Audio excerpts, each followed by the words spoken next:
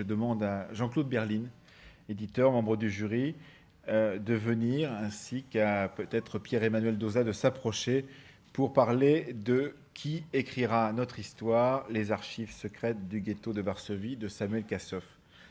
Jean-Claude. Merci.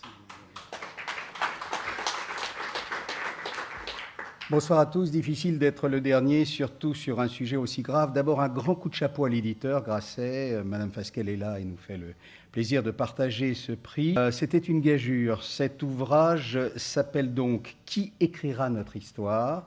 C'est un titre sur lequel on pourra s'interroger, mais finalement qui prend son sens quand on le lit. Et le sous-titre est « Les archives secrètes du ghetto de Varsovie ».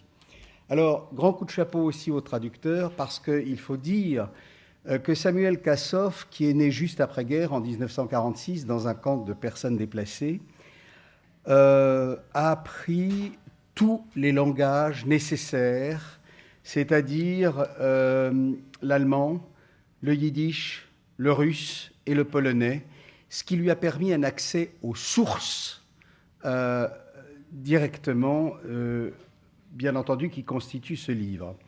Alors, ce livre a une originalité extraordinaire. C'est que, même si le jeune Samuel a grandi, puisqu'il est venu très jeune, son père ayant été prisonnier dans un camp russe, il est venu très jeune aux États-Unis, il a passé un PhD à Princeton, c'est un étudiant extrêmement brillant, un professeur extrêmement estimé. Ce qui est extraordinaire dans cet ouvrage, c'est qu'il met en perspective une masse impressionnante de documents contre l'oubli, qui ont été enterrés sous la terre du ghetto de Varsovie, dans des récipients de fortune, et on a déterré ces récipients après la guerre. On dit d'ailleurs qu'il en subsiste quelques-uns sous l'ambassade de Chine. Peut-être un fantasme, peut-être pas, je ne sais pas. Ce qui est extrêmement intéressant, c'est la personnalité de l'organisateur de cette documentation. Emmanuel Ringelblum est un historien qui finalement est un peu l'héritier de Simon Dubnow, pour ceux qui connaissent cette histoire, peut-être assez proche des Annales et de Marc Bloch, d'une histoire du peuple, d'une histoire populaire, d'une histoire ouverte. Et ce qui a été extrêmement intéressant dans le projet de Ringelblum, c'est qu'il a envoyé toute une équipe de personnes de sensibilités et de cultures différentes, sociologues, rabbins, scribes divers et variés, pour rameuter en quelque sorte ces documents. Ce groupe s'est donné comme nom Oineg Shabbos, ce qui signifie la joie du Shabbat en yiddish. Alors, ce qui est extraordinaire, c'est que Ringelblum n'a pas tout de suite eu conscience de la catastrophe du Khurban qui s'annonçait.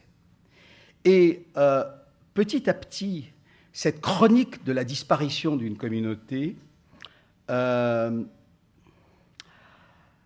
en a pressenti l'urgence et il a voulu que les Juifs puissent plus tard demander des comptes aux nazis. Il ne voulait pas laisser aux bourreaux le soin d'écrire leur histoire. Je cite le traducteur Pierre-Emmanuel Dauzat dans un entretien qu'il a eu avec Patrice Moyon.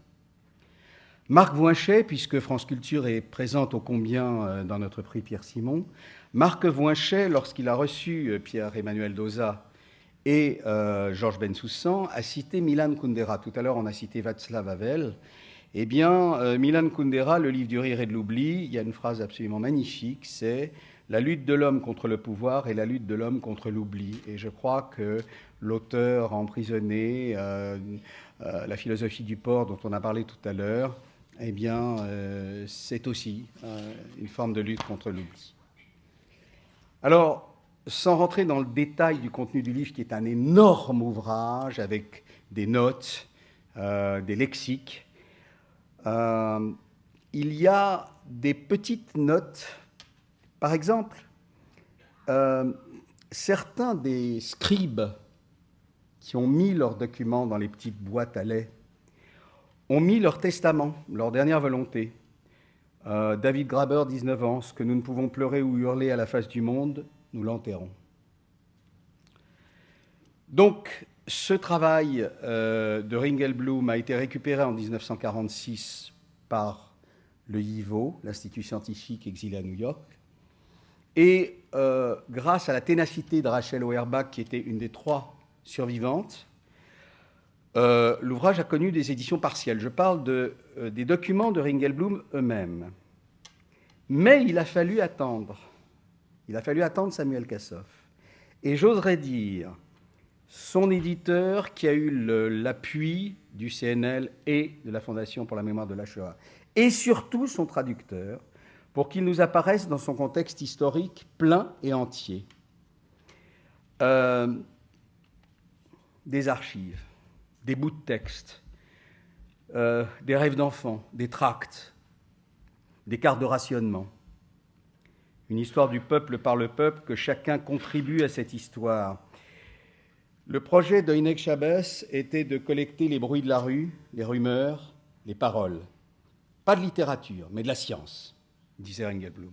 C'est-à-dire des données brutes qui serviraient plus tard de pièces à conviction pour régler des comptes. Les mots, parfois, étaient impossibles. En moi, je sais tout, mais je ne sais pas le dire, disait une petite fille de 15 ans. Alors, les archives secrètes dont Kassoff restitue l'incroyable destinée auront finalement surgi de terre pour constituer un document exceptionnel sur un des épisodes clés de l'Holocauste. Le ghetto était parvenu à parler à l'avenir. Donc là, nous rejoignons toutes les tentatives de se projeter dans l'avenir, de nier la mort ou la maladie, de nier ce qui vous annihile pour affirmer la vie. Une quasi-contre-société du ghetto. Je dirais que cette étude, qui n'est pas fondée sur Ringelblum, sur la figure simplement de Ringelblum, mais sur ce groupe incroyable, Hinek Chabès, nous donne à voir un continent englouti. Le judaïsme polonais, en particulier ses courants modernistes, je me garderai de parler de cela, dont Perrine Simon-Naoum a une lumière, si je puis me permettre ce mauvais jeu de mots, infini. Donc en particulier, la Scala, les Lumières, les mouvements révolutionnaires et le sionisme. Quelques mots sur Pierre-Emmanuel Dauzat, qu'il ne dira pas lui-même, mais je ne peux pas ne pas les dire. Il me corrigera si je me trompe, mais Pierre-Emmanuel Dauzat est l'auteur de plus de 300 traductions. Sa réflexion depuis une dizaine d'années est entre la pensée chrétienne et une analyse critique de l'idéologie contemporaine. Il a traduit les plus grands, que ce soit les classiques, Lucien de Samosate ou Pline l'Ancien, entre autres. Et puis, il écrit de nombreuses préfaces à des auteurs extrêmement connus, Ingeborg Bachmann ou d'autres. Il a traduit Freud, il a traduit Jung, dont on parle beaucoup en ce moment. Il a traduit Plath. Et évidemment, il a abordé, et c'est là où avec lui nous abordons quelque chose d'inouï au sens propre dans la traduction, des langues extrêmement diverses, l'hébreu biblique, le latin, le grec ancien, l'indonésien, l'ourdou. Mais, ce qu'il y a d'extraordinaire, c'est que ce traducteur dit ne pas connaître, en fait, les langues qu'il traduit. C'est pour cela que je travaille beaucoup. Je ne sais parler aucune des langues étrangères que je traduis.